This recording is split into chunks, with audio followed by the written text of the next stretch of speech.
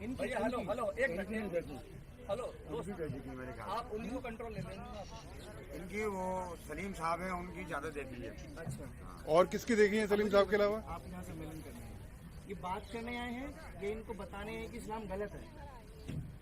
देखिए, पहले तो ये धरना प्रदर्शनकारी है। अच्छा यहाँ पर पहली बात तो जो आ गए भाई साहब, हम इनसे बात करेंगे, डिबेट नहीं होती इसमें, ठीक है।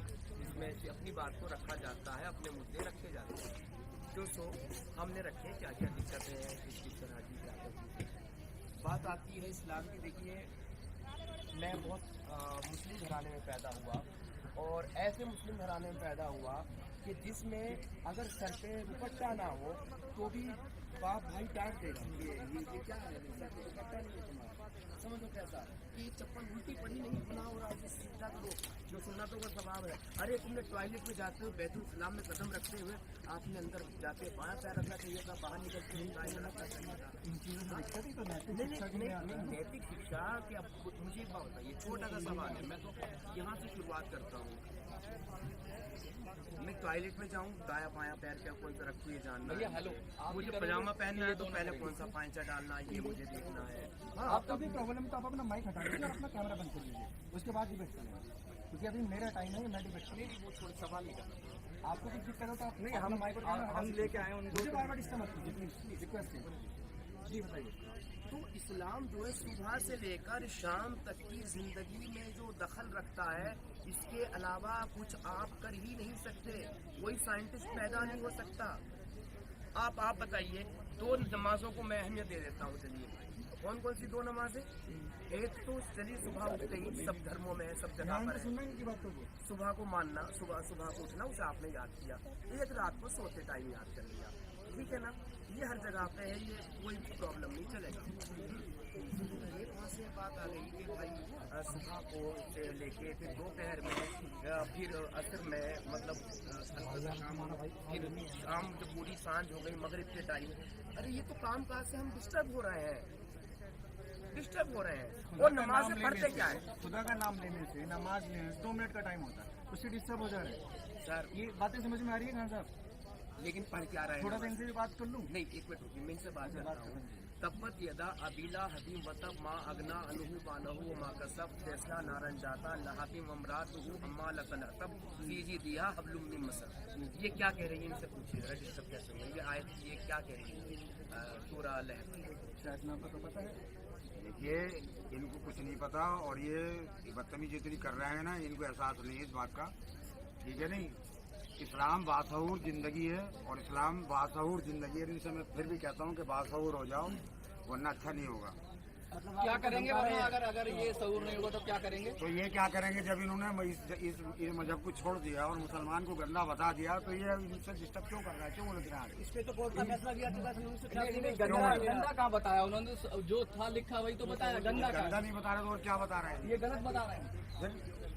अगर ये सही इस्लाम, आप एक मिनट, सही इस्लाम तौहीन का मतलब नहीं, ये इनका जो भी जब सबसे बड़ा अच्छा वाला पढ़ने लिखने वाला हो ना, वो सिद्ध करके दिखाए ये चीज गलत है। वो भी तो पढ़ के ही आए हैं। अरे ये पढ़ के नहीं आए, ये लिख के आए। बड़े मियां 1986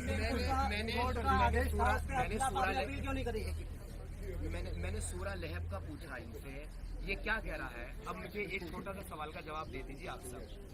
उनसे छोटे सरल सवाल मैंने इसी सूरह लहब कहा था ना मैंने उसका, कि किसी को इनकी बात रोक के एक बात कहूँ, हाँ बोलिए। ये इस मजहब को छोड़ चुके, अच्छा, किसी चीज को आपने छोड़ दिया तो बात तो कर सकते हैं ना। अरे किस चीज की बात कर सकते हैं? झगड़ा कराने के लिए कि हिंदू मुसलमान को लड़वाएं या इसको लड़वाएं? तो है नहीं, सारे मुसलमान हैं। ये तो झगड़ा सब करने के लिए वो कौन सी जाति में, कौन से मजहब में घुसे हो, ये बताइए। किसी में नहीं घुसा। फिर क्या मतलब है तुम्हारा? मामला है वो, तो उससे आपको क्या आपत्ति है? जब तुम्हारा कोई मजहब नहीं, कोई अरे धर्म नहीं, भाई तो क्या साहब, मैं मतलब है किस में तुम्हारा? जाऊँ या ना जाऊँ, जिसने मेरी इतनी जिंदगी बर्बाद की उसके बारे में बात नहीं क्या करूँगा। जिंदगी बर्बाद की? एक मिनट, मैं एक दुकान पे जाता हूँ, लस्सी पीता हूँ, मुझे पता। अरे धर्म कौन सा? इस्लाम है जी। अरे खान साहब, इस्लाम किसे कहते हैं? हाँ, बाद में बात कर लेना। तो क्या है कि जो सच है ना, सच तो देखिए, मैं क्या, मैं भी इस्लाम में रहा हूँ, इस्लाम मुस्लिम घराने में पैदा हुआ हूँ। आप आइए बात कीजिए साफ तौर से।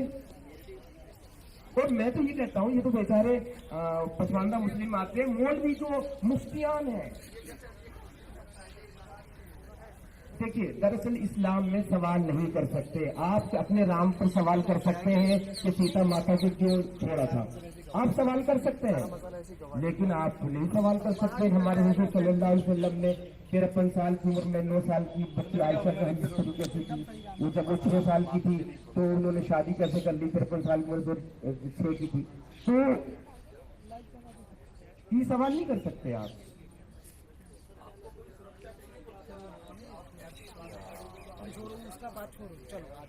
ये खतरा तो पल पल है। हाँ, इस्लाम छोड़ने का मतलब अपनी जान को हथेली पर रख के घूमना, यही है।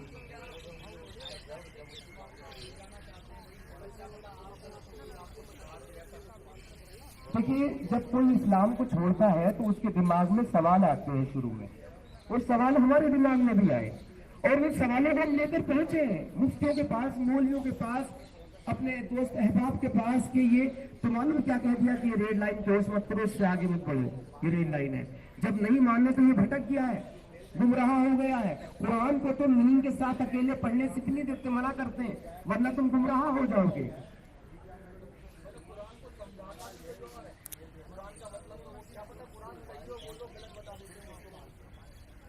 कुरान भाई कोई एक तर्जुमा पे तो टिक जाओ, आके एक ट्रांसलेशन पे आगे टिक जाओ, जो तुम्हें पसंद का वो टिक जाओ, और सीधी सी बात है, उसको भी छोड़ो ट्रांसलेशन को।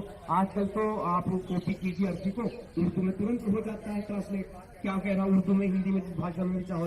ये कहते हैं गज़वा हिंद करना पाकिस्तान को, ठीक है, तो ये पाकिस्तानी नहीं कहते, ये अल्लाह के रसूल की हदीस है।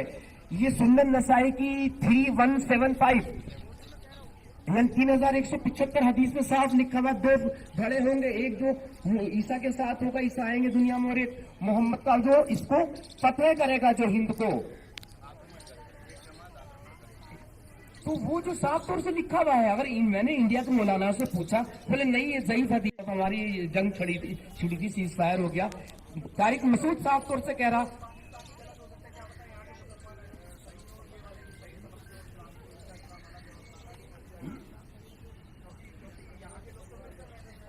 अरे सर यहाँ पर इस्लाम की 3 चीजें हैं।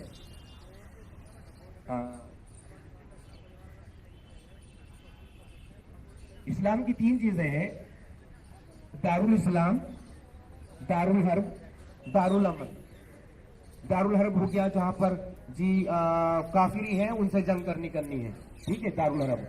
और दारुल इस्लाम जहां शरिया है, और एक है दारुल अमन। दारुल अमन मतलब कि ये दारुल अमन चल रहा है, जहां तुम्हारी तादाद कम है, गिनती कम है, संख्या कम है, वहां चुपचाप से सर झुका के निकल जाओ। इसे कहते हैं अलतकैया करना। ये है सर, यहाँ पर दारुल अमन चल रहा है अभी। दारुल जब जैसे इनके सिर्फ नंबर का फर्क है, जो भाई भाई का नारा लगता ना, यही भाई भाई का नारा पाकिस्तान में लगवाइए, बांग्लादेश में लगवाइए, यहाँ के लगाते फिर कहते नहीं जी तो पाकिस्तान के हैं। अरे भाई पाकिस्तान के भी अलग से थोड़ी है, यहीं के तो गए हैं। इस्लाम तो एक ही है, कुरान एक ही है, नबी एक ही है, अल्लाह एक ही है।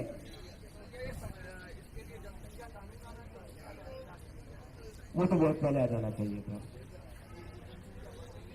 वो तो बहुत पहले आ जाना चाहिए था, क्योंकि मोहम्मद की एक हदीस है, ज्यादा बच्चे पैदा करने वाली औरतों से शादी करो, अपनी संख्या बढ़ाते चले जाओ। पिछले पाकिस्तान के गवर्नमेंट तो बोला ओवैसी को अब अपने एक अलग देश की, एक अलग मुल्क की मांग कर लेनी चाहिए भारत से।